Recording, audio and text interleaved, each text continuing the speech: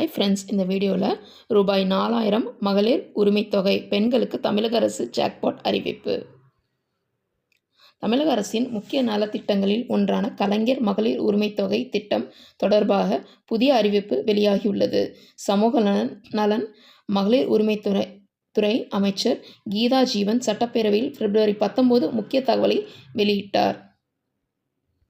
கலைஞர் மகளிர் உரிமைத்தொகை திட்டத்தின் கீழ் தகுதியான பெண்களுக்கு மாதந்தோறும் ரூபாய் 1000 வழங்கப்பட்டு வருகிறது. இந்த திட்டம் தொடங்கப்பட்டதிலிருந்து பெண்கள் மத்தியில் பெரும் வரவேற்பை பெற்றுள்ளது. குறிப்பாக அடித்தட்டு மற்றும் நடுத்தர வர்க்க குடும்பங்களுக்கு இந்த தொகை முக்கிய ஆதரவாக இருந்து வருகிறது. சட்டப்பேரவை தேர்தல் நெருங்கி வரும் நிலையில் இந்த திட்டம் தேர்தல் ஆணையத்தால் தற்காலிகமாக நிறுத்தப்படக்கூடும் என்ற காரணத்தால் தமிழக அரசு முன்கூட்டியே 3 மாதங்களுக்கான தொகையை வழங்கியது. February 13 February, March, April மாதங்களுக்கு ரூபாய் 3000, கோடைக்கால சிறப்பு தொகையாக ரூபாய் 2000 என மொத்தம் ரூபாய் 5000 நேரடியாக பெண்களின் வங்கிக் கணக்கில் செலுத்தப்பட்டது. ஒரே நாளில் சுமார் 1.31 கோடி பெண்களுக்கு இந்த தொகை அனுப்பப்பட்டது என்பது குறிப்பிடத்தக்கது. இதனால் மாநிலம் முழுவதும் பெண்கள் மகிழ்ச்சியடைந்தனர். ஆண்டுதோறும் ரூபாய் 2000 கோடைக்கால சிறப்பு தொகை.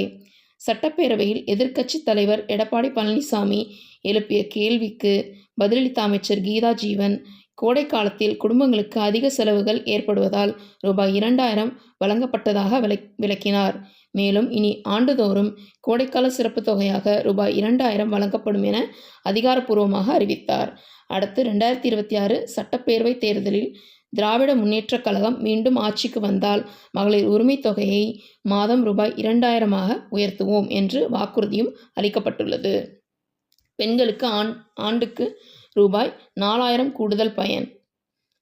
இப்போது வழங்கப்படும் மாதம் ரூபாய் 1000, வருடத்திற்கு ரூபாய் 12000, ஆண்டுதோறும் கோடைக்கால சிறப்பு தொகை ரூபாய் 2000. இதனால் பெண்களுக்கு ஆண்டுக்கு ரூபாய் 14000 வரையிலான நிதி உதவி கிடைக்கும் என்று நிலை உருவாகியுள்ளது. இந்த அறிவிப்பு பெண்கள் மத்தியில் உற்சாகத்தை ஏற்படுத்தியுள்ளது. அரசின் இந்த முடிவு வரவிருக்கும் தேர்தல் சூழலில் முக்கிய அரசியல் தாக்கத்தையும் ஏற்படுத்தும் என அரசியல் வட்டாரங்களில் பேசப்படுகிறது. ஸோ ஃப்ரெண்ட்ஸ், இந்த வீடியோ பிடிச்சிருந்தா லைக் பண்ணுங்கள், நம்ம சேனல் சப்ஸ்கிரைப் பண்ணுங்கள். நன்றி.